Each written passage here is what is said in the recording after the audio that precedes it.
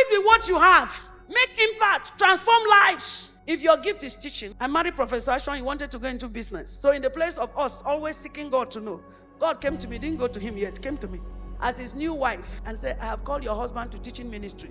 That's the first time I knew. I didn't see it like that in the Bible. I thought that teaching ministry in the Bible means teaching the word of God. And I said to God, what is that? He said, tell him to stop looking for job in federal, in that.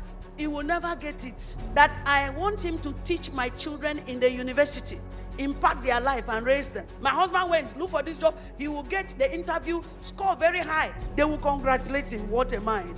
The day they should give the job, they'll say, sir, with this kind of intelligence, go to university. One day when I was telling my husband did charge him for me. My wife, why are you encouraging me or discouraging me?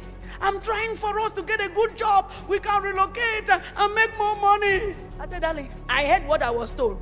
I was told what I heard. Stay here.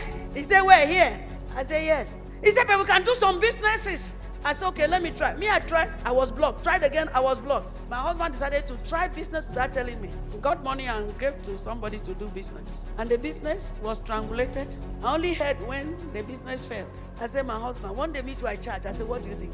You think I don't want to drive in a car, seated in the back seat of cars that some of my friends were already operating on? I want to sit in a back car, be chauffeur driven, be called madam, wear spectacle, block my eyes. I said, I want it. But I heard God.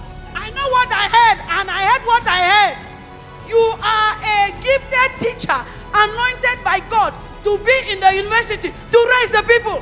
He said, okay, God told you, why did he tell you? I said, because if you are not making money, I will be the one making trouble. So it's good that your backup is supported heavily with understanding, so that I will make the atmosphere conducive for you. Today, I am being chauffeur driven. My husband is still a lecturer. I come out of car smelling like I have the fragrance of a perfumery. I wear some of the finest clothes. It's not for you to live a life. It's for you to live a life according to the gift of God and profit. God spoke and I heard him. And 36 years afterward, I'm standing in the middle of my dream because I heard God. That is why when you come to me and ask you, what did God tell you concerning your marriage? Some of you get very excited about weddings. I want my wedding to be like that. When I say, what did God say? Some of you get into sex before marriage. I say, what did God say? You run ahead of your shadow. Shadow is supposed to be there behind.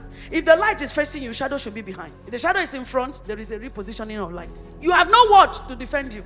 I have succeeded thus far by a thus saith the Lord.